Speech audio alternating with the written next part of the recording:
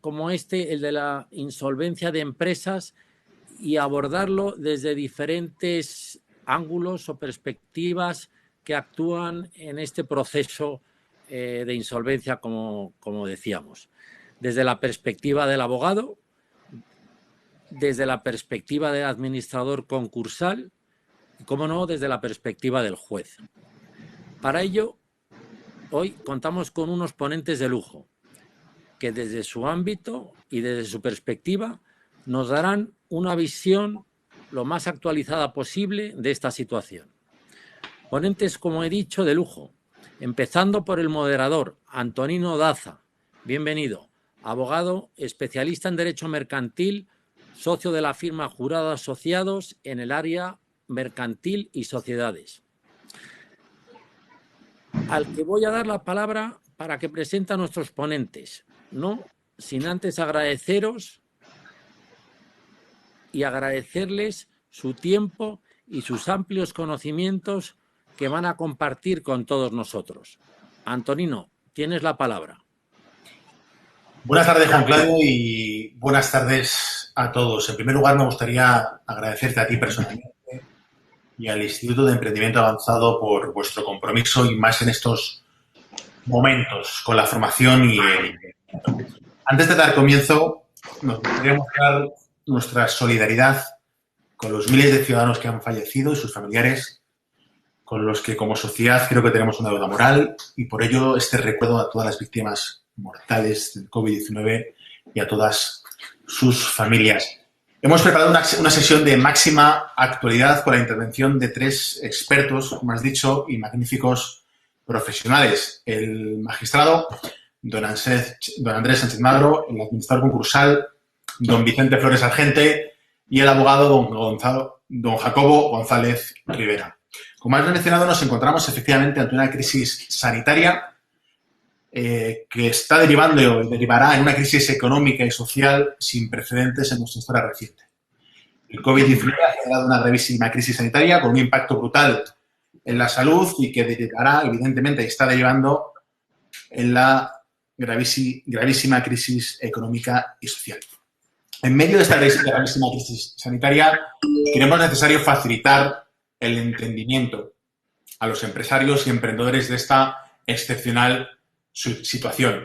La crisis, insisto, sanitaria, económica y social está amenazando ya la viabilidad de un importante número de empresas. La excepcionalidad del momento exige una respuesta que aborde la problemática que padece y padecerá nuestro tejido empresarial y productivo. Los ERTEs han sido hasta la fecha los primeros protagonistas, pero sin duda alguna los juzgados se deben preparar para el tsunami de concursos de acreedores y procedimientos judiciales que se nos viene encima. El pasado 29 de abril se publicó en el BOE el Real Decreto 16/2020 de fecha 28 de medidas procesales y organizativas que pretendían hacer frente al COVID-19 en el ámbito de la Administración de Justicia.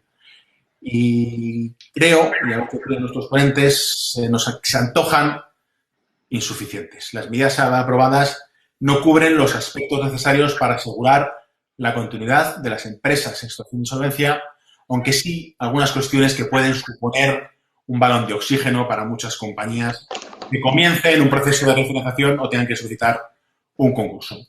Consideramos honestamente que las medidas son insuficientes, pensadas y encaminadas en exclusividad a evitar la saturación de los ya sobrecargados y saturados juzgados de lo mercantil. En una cultura empresarial como la española, en la que a pesar de las sucesivas reformas de ley cursal, el concurso de acreedores sigue siendo predominante e equivalente a la liquidación de la compañía, el nuevo escenario al que nos vamos a enfrentar en los meses venideros debería dejar la puerta abierta a un cambio de paradigma basado en el diseño e implementación de medidas que deben permitir a las compañías, especialmente aquellas en dificultades financieras, reestructurarse y seguir funcionando.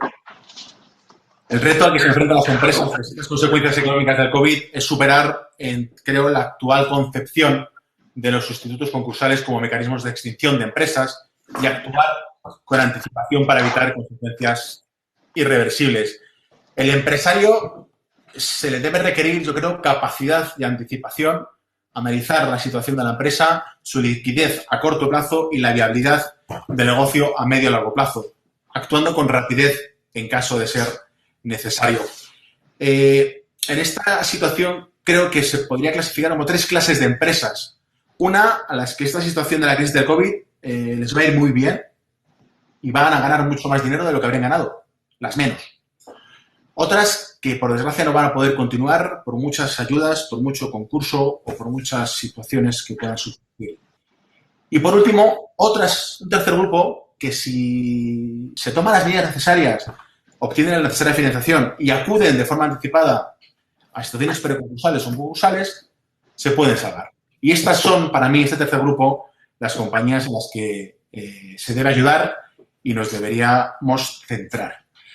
No sé qué opinan ahora y nos van a dar su opinión los ponentes, pero soy bastante pesimista con la situación que se nos avecina y una economía como la española basada o sustentada, en definitiva, en los segmentos más afectados por la crisis, turismo, restauración y construcción. Va a provocar un colapso, creo, económico y de alcance totalmente desconocido. El calado de la crisis hace claramente insuficiente el sistema concursal para afrontarla. La ley concursal, como sabéis, es del año 2003 y tuvo que enfrentarse a una crisis económica del 2008 para la que no estaba preparada. Y con esta nueva crisis, que creo que va a ser más severa y profunda que la anterior, seguramente en un periodo corto más reducido, se debería poner el foco y la alarma ante una situación que podría llevar, según los expertos están diciendo, a una cifra de 40.000 o 50.000 concursos. Y para que nos hagamos una idea, el año 2019 los juzgados tuvieron la cifra de 4.483 concursos. Y en el peor año, que fue desde el año 2008 a 2013, el año 2013, para que tengamos una cifra de la magnitud, tuvimos 9.143 concursos al año. Por todo ello, y sin dilatarme más, voy a dar la palabra a los 3 ponentes, que espero que tengamos una exposición dinámica, para que puedan dar respuesta entendemos, a las siguientes cuestiones, que en definitiva son las que nos preocupan y a nuestros empresarios les está preocupando. El impacto concursal del COVID, mecanismos útiles para minimizar los daños generados por la crisis, qué instrumentos preconcursales, la importancia de la anticipación, cuál es su opinión sobre el atasco y el plan de choque del Ministerio de Justicia, del Consejo General de Poder Judicial, y qué medidas se podrían tomar para agilizar y solventar esta dramática situación. Y sin más dilación, doy la palabra, si os parece, en primer lugar, a don Jacobo, para que nos pueda dar su opinión e iniciar el debate al respecto. Muy bien, buenas tardes a todos. Muchas gracias, Antonino. En primer lugar, me voy a unir a ese sentimiento y recuerdo a las víctimas que has realizado, que me ha parecido muy oportuno y que la verdad es que agradezco sinceramente, ¿vale? En segundo lugar, saludo a todos los que estáis asistiendo. Doy las gracias al Instituto de Emprendimiento Avanzado por la iniciativa y por la invitación en lo que es el plano personal. Voy a tener en cuenta, porque lo hemos hablado hace unas horas, que entre la gente que asiste, además de emprendedores, hay alumnos y exalumnos emprendedores, empresas de distinto tipo y, seguro que algún profesional.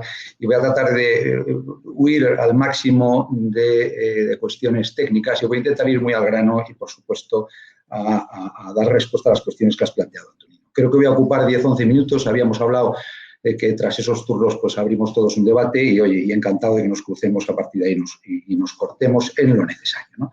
En primer lugar, quiero señalar que yo tengo casi 30 años de experiencia profesional y digamos que es la primera vez que me encuentro con un panorama con un nivel tan alto de incertidumbres. Es decir, yo personalmente hasta hoy, incluso en los peores momentos de la crisis del 2008, 9, 10, 11, en esos años, pues creo que la verdad en casi todas las situaciones he sabido pues cómo enfocar, cómo centrar, cómo actuar. Creo que por primera vez lo que me pasa a mí, creo que es extensivo, cada día es distinto, cada semana se profundiza un poco en la situación en la que estamos y debo reconocer que por primera vez hacer una planificación estratégica global de cara a los clientes y desde la perspectiva de abogado, pues tiene algunas connotaciones de cierta dificultad. Bien.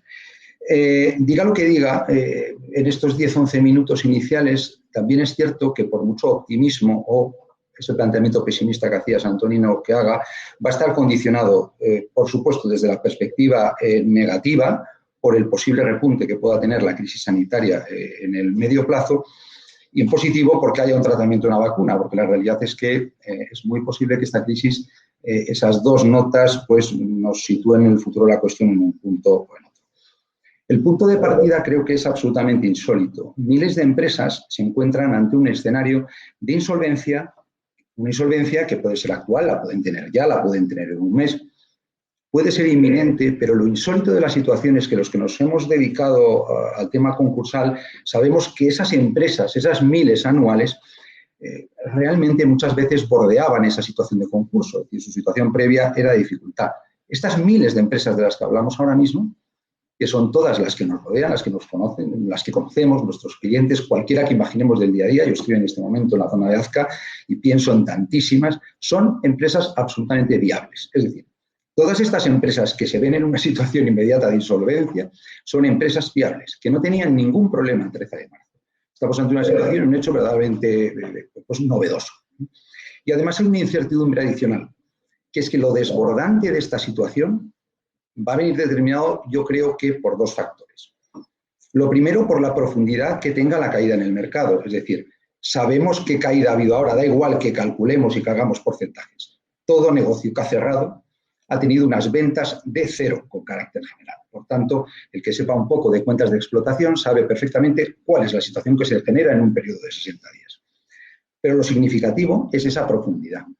Si volvemos al mercado el día 11 de marzo, perdón, el 11 de mayo, el 24 de mayo, el día que sea en esa fase, y de aquí a una proyección a fin de año, ¿qué sector tenemos y qué caída de ventas vamos a tener? ¿Vale? Ese elemento diferencial, ese comportamiento que va a tener el consumidor, todos los clientes, cuando queramos volver digamos, a la calle, digamos, va a determinar en qué situación o no de insolvencia tenemos.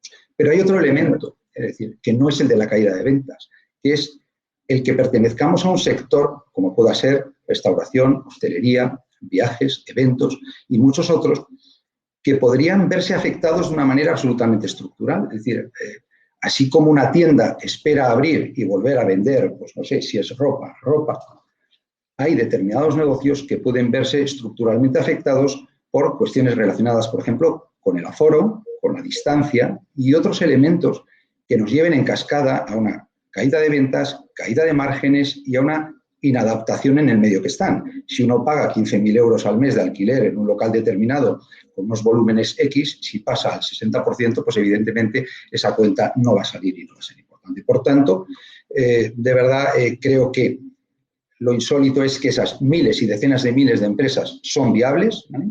Y que además tienen la incertidumbre de qué va a suceder en los próximos 6 meses. Desde el punto de vista concursal y como abogado, sí quiero dejar claras unas cosas, unas reflexiones dirigidas absolutamente a las empresas y al que la tenga.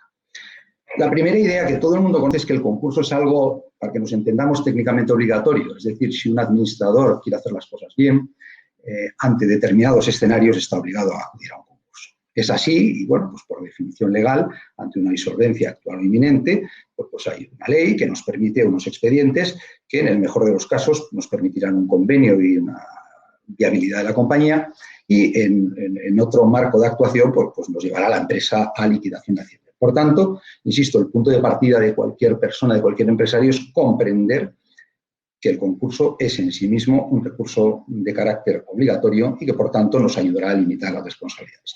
Pero al lado de la obligatoriedad no podemos engañar al empresario. Los concursos que hemos conocido hasta el día de hoy, y por supuesto hay muchos que salen bien y muchos que terminan el convenio, pero digamos la verdad, y nos lo van a decir mucho mejor el magistrado y Vicente como administrador concursal, la mayor parte de los concursos terminan en liquidación y no nos engañemos, no terminan bien, ¿de acuerdo? Es decir, las empresas desaparecen irremediablemente. Por tanto, tengamos claro ese elemento de realismo, ¿vale? A su vez, y en tercer lugar, decirle a toda la gente que tenga una empresa actualmente, que además era viable y seguramente siga siendo viable, que el concurso pues, es un elemento muy serio, porque al final, cuando como abogado he asistido a un cliente a la llegada del concurso, siempre pongo por delante el análisis puramente personal, ¿no? Es decir, cuidado, que concursar significa para gente que tiene una empresa hace 30 años, dejar de tenerla muchas veces. O sea, es algo tan serio como esto, ¿vale? Esto es como si a un artista que está pintando 30 años, de repente le dices, ya no vas a seguir pintando, ¿vale? A lo mejor luego haces esculturas o haces otro tipo de cosas. Bien, al margen de eso, y pensando en claves de optimismo y absolutamente en claves de solución, yo transmitiría un mensaje claro a cualquier empresario y a cualquier emprendedor. Para mí el primer elemento de un concurso, y todas las empresas a las que yo he asesorado para entrar a un concurso, siempre les he explicado lo siguiente: el plan, la estrategia, el diseño, qué es lo que queréis hacer, dónde queremos ir y a dónde ir, ¿no? ¿Qué queremos hacer? ¿Queremos salvar la empresa o no? Porque a todos aquí nos puede parecer que ante esta situación que vivimos por el COVID, las empresas viables lo que van a querer, lógicamente, es una solución. Pero quiero llamar la atención que no podemos ocultar que hay muchas empresas que van al concurso porque no queda más remedio y hay que cerrar y hay que acabar extinguiendo y liquidando una persona jurídica. Por tanto, yo para cualquiera, si siempre he recomendado que el plan y la estrategia es el elemento esencial preliminar que hay que tomar ante una decisión concursal, hoy lo pienso más aún. Creo que la reflexión profunda de cada empresario, de qué nivel de riesgo quiere asumir, de cuál es su situación personal y familiar, su capacidad patrimonial, su edad, su sector y todo, si siempre lo tengo en cuenta, hoy lo tendría mucho más porque el escenario es absolutamente inédito. Por tanto, plan y estrategia siempre, hoy el doble. Dicho esto, dos cuestiones claves que ya nos conectan un poco con el decreto, ¿no? Realmente hay dos elementos muy esenciales que a todo el mundo le suenan y que hablamos siempre, que es cuándo tengo que solicitar ese concurso. Entonces, claro, la ley concursal tenía o tiene o contiene de algún modo un problema que es un plazo, como siempre, ¿no? Y nos dice que el plazo es de 2 meses desde que mi insolvencia se manifiesta o desde que espero la misma. Bien, es cierto que el plazo, nos lo podrán decir luego mejor, pero en sí mismo nunca ha sido un problema. El 5 bis vino ya a relajar un poco ese plazo e incluso las resoluciones judiciales ya lo hicieron, incluso en aquellas empresas que esperaban más tiempo. Pero lo cierto es que los administradores que quieran anticiparse y hacer las cosas bien deben tener en cuenta que hay un plazo y debe ser respetado. El decreto del otro día ha tomado una medida que, bueno, pues que en principio yo diría que esa medida en concreto pues es adecuada, quizá ella sola pues no sea lógicamente suficiente, pero es buena, que quiere decir que la obligación de solicitar el concurso no se va a tener, nos dice que es hasta el 31 de diciembre de 2020. Yo creo que entre líneas se puede inferir que si incluso se acude a un 5 bis en septiembre finales, ese plazo en la práctica se nos puede ir al mes de enero. Pero en todo caso, da un margen hasta final de año para que las empresas puedan absolutamente abrir la mente con sus asesores y con todas las personas que deban intervenir para evitar esos concursos, evitar esas crisis empresariales. Y la segunda medida, que es tremendamente importante, afecta a las causas de disolución. Una de las cosas que por definición aprendemos siempre es que cuando nuestros fondos propios, nuestro patrimonio neto nos deja reducida la cifra de capital social a menos de la mitad, pues la ley social de capital pues nos dice una cosa muy clara, y es que el administrador debe convocar junta y debemos restablecer ese patrimonio, o en caso contrario, bueno, incluso si hubiera insolvencia era un concurso. Y establece unas consecuencias. Una de las consecuencias graves tiene que ver con la responsabilidad por deudas sociales, digamos, que aparezcan con posterioridad. ¿Cuál es la verdad? Nunca, yo creo que nadie recuerda una situación en la que una empresa se encuentre que durante 2 meses completos sus ventas son 0 y donde a lo mejor 6 meses después sus ventas son 50%. Yo invitaría a cualquier empresario que hiciera el ejercicio de una cuenta de explotación y viera qué es lo que le pasa a su balance a final de año. Por tanto, lo que ha hecho este decreto es establecer que las pérdidas que vamos a tener, vamos a decir, en este periodo COVID, ese resultado del ejercicio 2020, no va a ser tenido en cuenta al amparo del artículo 363. Yo creo que es una buena noticia, aunque solo sea para, de algún modo, quitarnos de la cabeza ese problema de reestructuración patrimonial, porque, como podremos comentar quizá un poco más adelante, restablecer el patrimonio social en algunos casos pues no será una cosa fácil.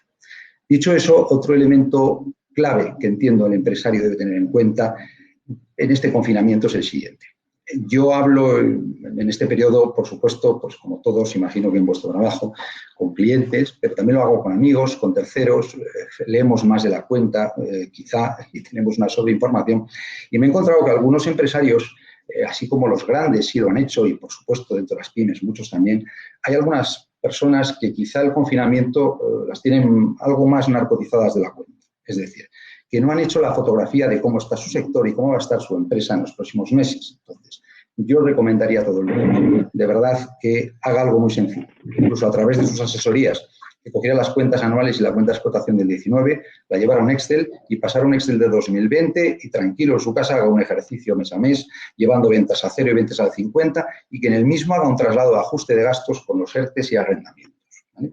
Y va a ver con mucha facilidad, en función del sector en el que esté, cuál es el escenario real que se avecina. Sin hacer esa foto no lo podemos comprobar. El otro día tuve que hacer un pequeño ejercicio por una cosa y accedí a las cuentas anuales de una compañía conocida, que no voy a dar el nombre, es una tienda importante, e hice ese ejercicio de llevar a 0 las ventas y de verdad, o sea, el asunto es verdaderamente pues de locos, ¿vale? Bien, con el resultado anterior, es decir, yo lo que recomendaría a cualquier emprendedor, a cualquier empresario, cualquier persona que se vea en esta situación, es que trace un diseño basado en la siguiente prisma. En primer lugar, si ha tenido tiempo para saber si quiere continuar o no, o si puede hacerlo o no, será una buena opción. Es decir, es posible que haya habido algunas empresas que por la situación del sector, de la propia empresa, del propio titular o titulares, de sus administradores, bueno, pues hayan visto que quizá en este escenario lo mejor es cerrar, ¿vale? Si es de esas empresas, pues probablemente no hay ninguna duda. Hay que ir a un concurso con liquidación y tratar de hacer las cosas lo mejor posible, por supuesto, ¿vale? Ahora, si quiero seguir, pues hombre, yo honestamente evitaría el juzgado. Yo desde la perspectiva concursal sí me dedico al juzgado, pero también me dedico a no ir al juzgado, como es lógico, ¿vale? Yo creo que debemos evitar que las empresas vayan al juzgado. Y para eso, lo ha comentado Antonino, los ERTEs han sido los primeros protagonistas. Creo que los ERTEs van a continuar siendo protagonistas todo el año y quizá el siguiente. Creo que el ERTE productivo, el ERTE en sí mismo es una figura que tiene que ver con la flexibilidad. Creo que cuando desde el punto de vista gubernamental se tome también conciencia de la necesidad de una flexibilidad plena y de que el empresario viable no quiere despedir a nadie, ¿vale? Yo creo que nos pondremos menos nerviosos y yo creo que todos saldremos ganando. En segundo lugar, si quiero continuar, tengo que estar trabajando acuerdos arrendaticios, no a un mes, a 2 meses o a 3. Tendré que estar tomando acuerdos arrendaticios a 6 o 8 meses y tendré que desafiar al propietario con toda claridad y con audacia que soy un buen inquilino. Si llevo 20 años en la calle Serrano como inquilino de un negocio próspero y tengo una dificultad, tengo que ser capaz de gestionar una solución muy ágil y tengo que lograrlo, tengo que poner en marcha. Además, tendré que estar ya hablando con bancos y proveedores. Además, y aunque tenga tesorería, tendré que estar gestionando préstamos bancarios. Y una de las recomendaciones que hago a las empresas en este periodo es, a pesar de que es cierto que tanto el sistema bancario como el sistema empresarial ha cogido en un momento en el que hay una cierta mejor capitalización, es decir, a pesar de que no sea, bueno, en fin, España el país más boyante, lo cierto es que no era ni mucho menos el peor momento para bancos o para empresas, ¿vale? La realidad es que aunque tengas dinero, solicita un préstamo ICO si te es posible. Y, en último lugar, una recomendación muy clara sobre los límites. Yo lo hago siempre con los clientes en estas situaciones y lo haría más ahora, ¿vale? Cada persona tiene que marcarse un límite. Cuando una empresa entra en crisis, y sobre todo en los meses previos a cualquier crisis empresarial no COVID, el empresario se ve en la tesitura de tomar decisiones de ampliación de crédito con cargo a avales y garantías personales y a compromisos patrimoniales propios, ¿vale? Si siempre hay que ser cautos, yo lo sería doblemente. Es verdad que el decreto del otro día ha introducido una medida, vamos a decir que es razonable, ¿no? Y es que el dinero que se aporte en este periodo por personas vinculadas, por titulares, etcétera, va a tener una consideración concursal más razonable, lo cual pues, es en sí mismo una buena noticia. Y concluyendo con 2 ideas. La primera, desde una perspectiva absolutamente optimista y confiando en que si hay una solución sanitaria, que parece ser que la habrá, de un modo u otro, tratamiento, vacuna, etcétera, a un año, creo que la única forma de evitar el juzgado es lograr que fuera del mismo se alcancen acuerdos. Negociación. La quita y la espera existe en nuestro derecho, es decir, que me perdonen algo o parte de lo que debo, que me esperen a cobrar, es algo que ha existido en nuestro derecho siempre. Pero los que nos dedicamos a esto sabemos que no hemos alcanzado nunca un acuerdo de refinanciación bancaria con una quita de principal, ni con un proveedor, ni nada que se le parezca, salvo que entremos en concurso. Y concluyendo con unas ideas, porque Antonino decía, si teníamos alguna, pues así todo, me voy a lanzar a comentar varias cosas. La primera es que, como el empresario sabe que tiene hasta final de año para pedir el concurso y sabe que no tiene que reestructurar su patrimonio social hasta final del 21, cosa que también es matizable por cómo está redactado el decreto, sí que plantearía varias ideas y las dejaría puestas encima de la mesa. La primera, le he dicho antes, la flexibilidad en materia de los ERTES. La segunda, yo personalmente introduciría un procedimiento especial, rápido, real, en materia de concurso con liquidación. ¿Qué quiero decir? Existir ya existe. La ley concursal realmente, pese a la extensión, tiene en el mecanismo de los concursos que pueden concluir por insuficiencia de masa activa una solución. Solución que creo que ahora debería ser complementada. ¿Por qué? Porque muchas empresas que tengan que ir a una vía concursal de liquidación no van a ser empresas que tengan una insuficiencia plena de masa activa. Por lo tanto, requerirá un cauce procesal que les ayude a salir del día a día empresas que puedan ser liquidadas por un mecanismo distinto, ¿vale?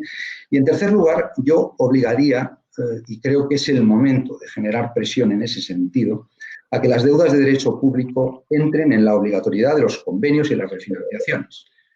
En esta materia concursal, uno de los, cualquiera que tenga una empresa, sabe perfectamente las veces que ha alcanzado un acuerdo con sus proveedores. Lo sabe extrajudicialmente y judicialmente.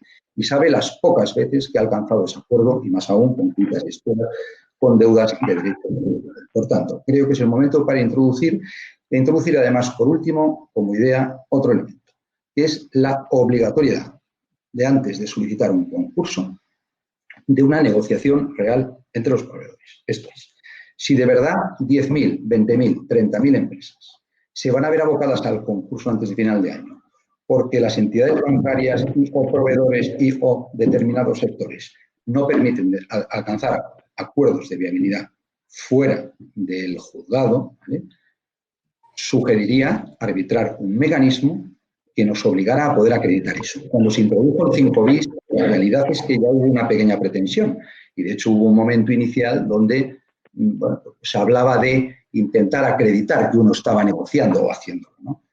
Es decir, no es lo mismo iniciar un concurso acreditando y justificando con claridad cuál es el problema real en virtud del cual suscitó ese concurso, ¿vale?, que no hacerlo. Yo creo que por ahí se podría alargar algo. Y ya por opinión, y ya sí que termino, que llevo exactamente 12 minutos y medio. Atasco judicial, opinión que nos decía Antonino. Yo personalmente manifiesto como abogado mi disgusto por la solución que adopta el decreto.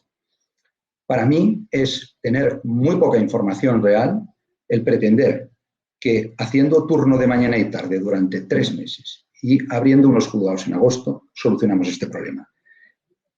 Los juzgados, con carácter general, tienen un problema o varios estructurales.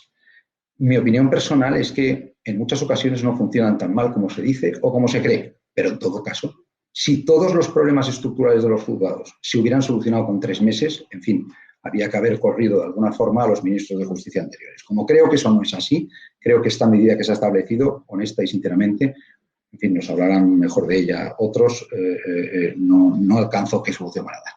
Y bueno, yo creo que como punto de partida me parece suficiente y aquí quedo a la espera de comentar más. Antonino. No, gracias, Jacobo. Lo que prefiero que sea mucho más dinámico y que comentéis, interrumpáis cuando consideréis oportuno. Perfecto. Muy bien. Yo concluyo aquí. Si queréis, vais tomando la palabra. Perfecto. Vicente o Andrés. Bueno, yo mismo. Buenas tardes a todos. Ante todo, gracias al Instituto de Emprendimiento Avanzado por invitarnos a esta charla, a esta masterclass, como se denomina. Gracias a mis compañeros, a Jacobo, a Andrés y al público que nos está escuchando. Y, evidentemente, sumarme al pésame por las víctimas que inicialmente Juan Claudio alegaba. Bien, yo estoy parcialmente de acuerdo con Jacobo. No podía ser de otra manera, como casi siempre. La teoría es muy fácil, es decir, ciertamente la situación es complicada. No estamos preparados para esta crisis, porque esta crisis en la que estamos, a diferencia de la crisis de 2008, que fue una crisis financiera, toda crisis económica, pero que ella fue financiera, empezó por arriba y fueron cayendo hacia abajo. Esta es una crisis que inicia como sanitaria, ahora es social y evidentemente también es económica. pero no es financiera. Empezamos por abajo, van a empezar a ser los grandes perjudicados los de más abajo, a diferencia del 2008, y ya veremos dónde acaba. Se parece más, para mí, por los efectos prácticos que luego comentaremos, se parece más a la primera crisis que yo viví cuando empecé a ejercer, la crisis del 93 al 96-97, básicamente porque en aquel momento, que todavía evidentemente no estaba en vigor la actual ley concursal, la insolvencia se basaba en las suspensiones de pagos y en las quiebras, lo que había era un número de procedimientos judiciales distintos a los propios de la insolvencia.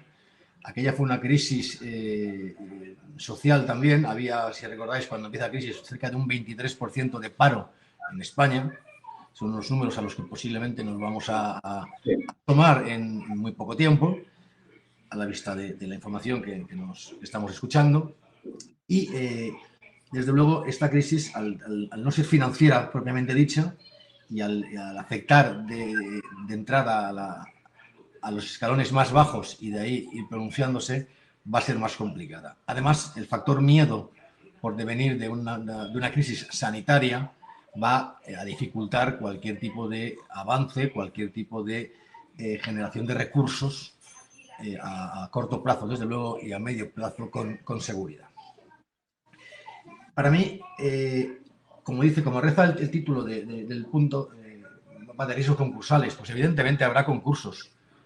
Yo no creo que haya tantos concursos como estamos comentando, pero porque creo que las empresas, muchas de ellas, y permitidme la expresión, nacerán muertas cuando se levante el estado de alarma y ni siquiera irán al concurso de acreedores. Vamos a ir a lo que denominamos en el 94, 93, 95 al cerrojazo y bajada de persiana, porque no va a haber ni siquiera liquidez para afrontar un concurso. De ahí la semejanza entre esta situación y la que yo viví en el 90, al principio de ejercer en el 92, 93 y 94 y siguientes. Muchas empresas, sobre todo las pequeñas, y el autónomo, el profesional autónomo, no van a poder aguantar ni siquiera una eventual solución vía ERTES o ERES, porque ya están perjudicados. Es decir, mantener la puerta cerrada de un negocio a cal y canto durante 2 meses, cuando la mayoría de los negocios que están cerrados no tienen un colchón, ni tenían un colchón en el momento en el que se decreta el estado de alarma, debe ser la circunstancia que de facto haya matado a las empresas. Con lo cual, cuando tú no tienes posibilidades de nada, cuando muchas de ellas ni siquiera tienen activos que poder realizar en un eventual procedimiento liquidatorio, nos da la foto finish de que esa empresa ni siquiera va a abrir, pero ni va a concursar. Es evidente que concursos habrán, tiene que haberlos porque hay, como apuntaba muy bien Jacobo, hay una serie de empresas que no tenían ningún problema el día anterior al 13 de marzo del 2020. Pero yo creo que son las menos de las que han tenido problemas. Es evidente también que los concursos de acreedores van a incrementarse, no sé en qué medida, yo no creo, pero cualitativamente van a ser concursos de acreedores de menor calado que los que vivimos en el 2008 y siguientes, aunque cuantitativamente es muy probable que sean mayores. Real Decreto 16-2020, a mi modo de ver, no toma ninguna medida, yo lo digo así, de tajante, no toma ninguna medida para paliar los efectos de la crisis en las empresas a partir del levantamiento del estado de alarma. Para mí, las medidas que se adoptan en el Real Decreto, a nivel concursal e incluso de otros ámbitos del derecho, por las modificaciones que se hacen a nivel procesal y de plazos, están encaminadas, en primer lugar, a intentar no colapsar aún más los juzgados. Las medidas que se toman en el Real Decreto son para eso. Y luego, una parte, ya aplicándolas a la insolvencia, al derecho concursal, si os habéis dado cuenta todos lo que hemos leído, no hay, salvo la prórroga del plazo para presentar el concurso de acreedores, no hay ninguna otra medida para los nuevos concursos de acreedores. todas van encaminadas a evitar la liquidación de la empresa que ya está en concurso de acreedores y que está en fase de cumplimiento de convenio, porque si está en liquidación difícilmente puede hacer nada ningún Real Decreto. O sea, esperaremos a que acabe de liquidarse. Con lo cual, no hay ninguna medida encaminada a paliar los efectos de la crisis en las empresas que puedan llegar a tener que concursar.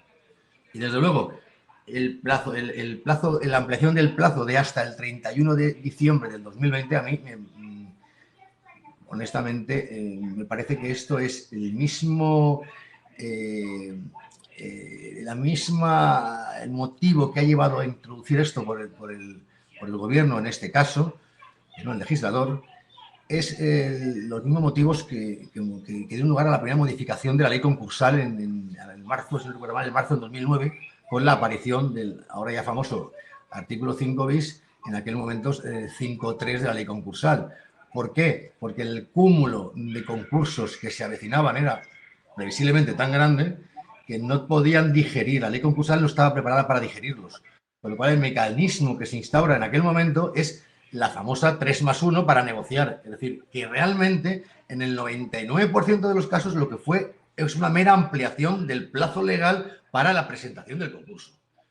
En este caso es aún más grave, porque tenemos un plazo ampliado hasta el 31 de diciembre del 2020, donde la empresa puede intentar refinanciar, como apuntaba Jacobo, pero no puede haber refinanciación. En este momento, la refinanciación sin aportación de liquidez no vale para nada. Porque si la empresa no genera recursos propios y no los va a generar a corto o a medio plazo por la situación de la crisis sanitaria y el miedo que hay, evidentemente, o le inyectamos liquidez o por mucha refinanciación no podremos pagar lo refinanciado. Además, ese plazo de 6 meses que yo haya visto, corregidme mis compañeros si me equivoco, no viene acompañado de ninguna otra medida que me permita durante esos... Bueno, me voy a ir desde mayo hasta diciembre, tenemos 8 meses donde estoy en insolvencia y donde no tengo la obligación de presentar el concurso. Hasta ahí perfectos. Pero ¿hay alguna medida que me proteja durante esos, o que proteja a la empresa durante esos 8 meses? Porque claro, si un banco quiere ejecutar la póliza impagada, lo puede hacer. Si un acreedor quiere demandar por impago, lo puede hacer. Es decir, la empresa tiene 8 meses para presentar el concurso, pero su patrimonio y sus activos no hay ninguna medida que garantice su protección en tanto en cuanto se presente el concurso. Con lo cual, no hay ninguna medida. Cuando decíais en el título, mecanismos útiles para minimizar los daños generados por la crisis, pues ahora mismo yo creo que ninguno de los que se han tomado han sido efectivos. Tendremos los concursos que tendremos ahora, pero que algunos hemos comentado que en un espacio de tiempo X habrá un rebrote y gracias a Dios no será de virus, pero puede gracias será de concursos. ¿Por qué? Porque llegará el momento en que esas medidas adoptadas en los varios y diversos reales decretos que se han ido aprobando desde el 13 de marzo, como por ejemplo los ERTES, el de Estado, el de Fuerza Mayor o el de causas económicas, por ejemplo, la financiación con préstamos ICO. A mi entender, eso va a tener un efecto revolving importantísimo, porque cuando el día 17 de marzo todos los laboralistas, a petición de los clientes, empezaron a correr con los ERTES para poder tomar las medidas para paliar la situación, y con la aparición del Real Decreto, si no recuerdo yo mal, el 10 del 2020 ya avisa el gobierno de que, ojo, que vamos a revisar todos los ERTES que han presentado ustedes y vamos a sancionar con el 100% y vamos a derivar la responsabilidad a los administradores. Cuando se revisen, que revisarán esos mecanismos que ellos mismos han aprobado, y cuando busquen el pequeño fallo por la premura, por la rapidez, por la precipitación, y le digan al empresario, oiga, el ERTE que usted adoptó no reúne los requisitos formales, devuelva usted el dinero que se ha ahorrado en salarios y en cuotas a la seguridad social. Esa empresa está abocada a concurso. Esa sí que está abocada al concurso al día siguiente. Cuando se firman, porque Jacobo decía, yo recomiendo a mis clientes que firmen un ICO aunque tengan liquidez. Jacobo, yo no, después de haberme leído las pólizas de más de un banco, no puedo recomendar que lo firmen. Algún día lo está escuchando. Porque si tú las has visto como yo, ves las condiciones solo y para el caso de que en efecto no puedas atender tus pagos como consecuencia del COVID-19, podrás acogerte a la medida del ICO. Si no, no. Si tu tesorería te permite hacer frente a los pagos, no precisas el ICO. Y cuando en la cláusula 27, letra A, barra pequeña, te dice que usted estará obligado a darme la contabilidad, su flujo de caja al día de la declaración de estado de alarma, su flujo de caja al día del ERTE, su tesorería, y me hagan reembolsar anticipadamente el dinero, que ya me he gastado, y volveremos a tener otro brote o rebrote de concursos. Pero en cuanto a la situación actual y las medidas, yo creo que habrá concursos, la cualidad de los mismos, o la calidad de los mismos no será la del 2008 o 2009. Yo creo que el gran afectado es el pequeño empresario ahora, en estos momentos. Luego no lo sé, pero en estos momentos es así. Y que desde luego hasta la fecha yo no he visto ningún mecanismo de los aprobados por el gobierno que permita o que dé cierta seguridad. Es cierto que los ERTEs han permitido poder aguantar, pero la consecuencia del eventual efecto revolving y el hecho de que muchas empresas no puedan, que se han acogido al ERTE por causas de fuerza mayor, que deja de tener efectos el mismo día del levantamiento del estado de alarma y tengan que volver a rescatarlos, la mayoría están abocadas a presentar ahora otro nuevo ERTE, en este caso por causas objetivas, económicas y productivas, con muchas mayores controles y con muchos mayores riesgos. Con lo cual, decirme a mis compañeros qué medidas habéis visto vosotros que yo no haya visto. Yo quiero, aunque debe hablar Andrés antes, luego voy a discrepar de dos cosas, si os parece, pero dejamos quizá a Andrés. Como siempre. Perfecto. Andrés. No se oye. A ver, un momento. Andrés, asegúrate abajo.